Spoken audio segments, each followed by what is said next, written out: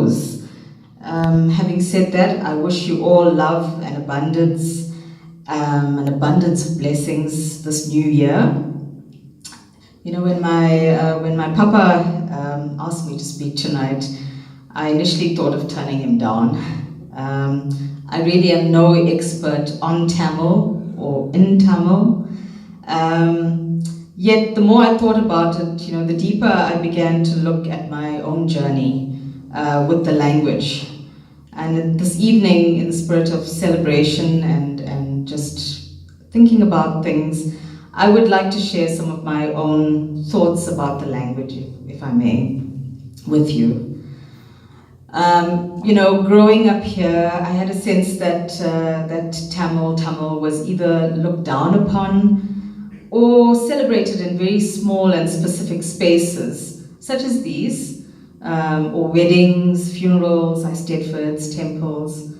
You know, this is not to say that these spaces are not important. They're extremely important. In fact, if they didn't exist, much more would have been lost. You know, what I couldn't understand growing up was why Tamil wasn't part of an everyday life, you know, of love, of learning. I had a sense that Tamil was a private language, you know, something spoken at home in whispers. It wasn't seen as a language of learning and being in the world. And it was something that, you know, the old people spoke. And I think, you know, our younger people are sensing this kind of loss, and there's you know, the need to go back. And it was as though, like, we really couldn't think new thoughts in Tamil. Of course, we were taught that our languages were inferior. It was a conditioning to those that imposed their ideas upon us.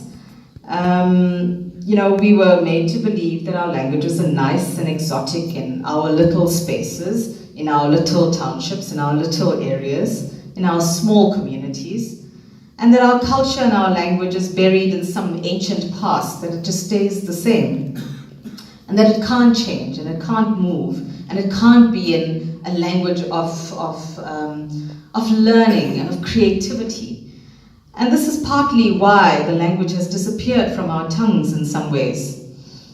You know, I feel a deep sense of pain that my mouth cannot speak the words which my heart has a memory of. Because the language carries a way of knowing that can't be traced back to India. It can't really, because our experience is so different. You know, the stories which brought people here to this country, the stories of how people survived and dreamt and suffered and celebrated, they were thought about and they were spoken in this language. And something happened to that story when it stopped being told in its language of origin. They say that you lose something of your soul when you lose your mother tongue, and you lose a part of the story. And, you know, to an extent, I feel that. And I think it was largely our women that kept the thread of the story alive. You know, their stewardship was important. Yet their custodianship was really seen as important. You know, this mother-to-child transfer of something beautiful.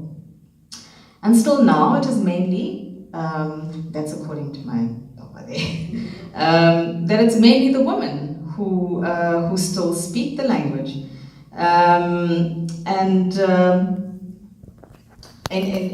Speak Tamil in South Africa. And so to you I say, to those who still speak the language, keep speaking it. And speak it with pride, you know, without shame.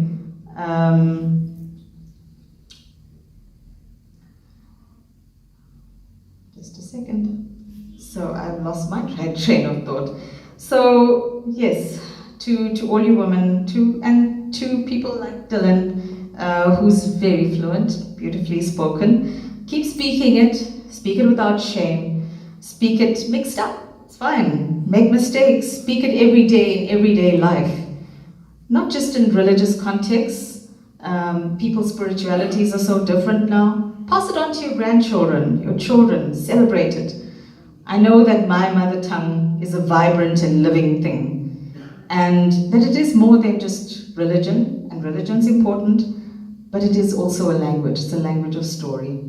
You know, when I was in Standard 9, my English teacher, I know it's a bit of a paradox, but my English teacher introduced me to Akka Mahadevi. She was a 12th century Tamil poet, and she wrote magnificent poetry, honoring her relationship with her creator. Her poetry and spirituality had taken over her, that she had abandoned the rules of her time, and she would just walk through the streets, sometimes without clothes, because she was just so entranced by her poetry. She reciting this beautiful poetry. It was an act of defiance, which struck me. You know, in her time, she was probably meant to marry, be a wife and a mother, yet she chose her poetry. And in so doing, she left something beautiful behind, something quite remarkable, a legacy. And for me, Akka Mahadevi's poetry tells me that Tamil is, it was, and it can be creative and liberating. That it doesn't need to be a single way of being, that it can move beyond the townships which separate us from each other, that it can be it is a thing of beauty. And, you know, I am really grateful for my heritage as transferred to me by my Amma. She was an amazing singer. So some of the things that I'm actually grateful for is her voice. And when my children were little, she recorded Tamil nursery rhymes for them so that they would not miss her when she went over to India. And those rhymes were playful and they were celebratory, and she showed my children love through her mother tongue. And, you know, so we kind of remember her when Tamil is spoken. When I do listen, when I hear it spoken beautifully, sung beautifully, and celebrated that way, I do remember her.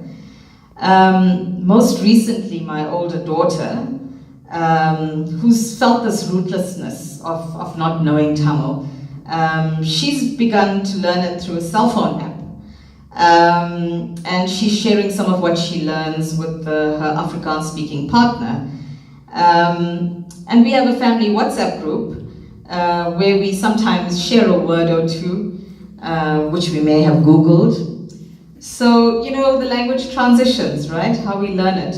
My father sometimes shares something that he's seen on a Tamil film, which he's watched, and he also Googles, and then tells us, you know, you're actually saying it wrong, but he's Googled it too, right? Yeah. So I tell you this because I think that our languages can be fun and everyday and change with the times. Many of us will never reach a level of fluency like Dylan, perhaps. You know, some of us do. And you know, kudos to those who do. But something broke, you know, along the way, and there's no pure way to go back to it. And that's okay, because I think going forward is just as important as going back. We do have to go back a little bit, just to maybe retrace our steps and our path, but going forward is also important. And we don't have to feel stuck in the past. I do thank you all, those of you who keep singing and dancing and speaking. And to the women who keep this mother tongue alive, I salute you. Welcome, and thank you for inviting me once again.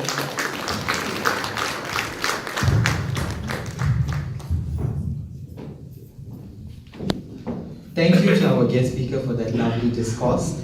Before she leaves the stage, I would like to call Kamala Pillai to give her a vote of a reward for thanks.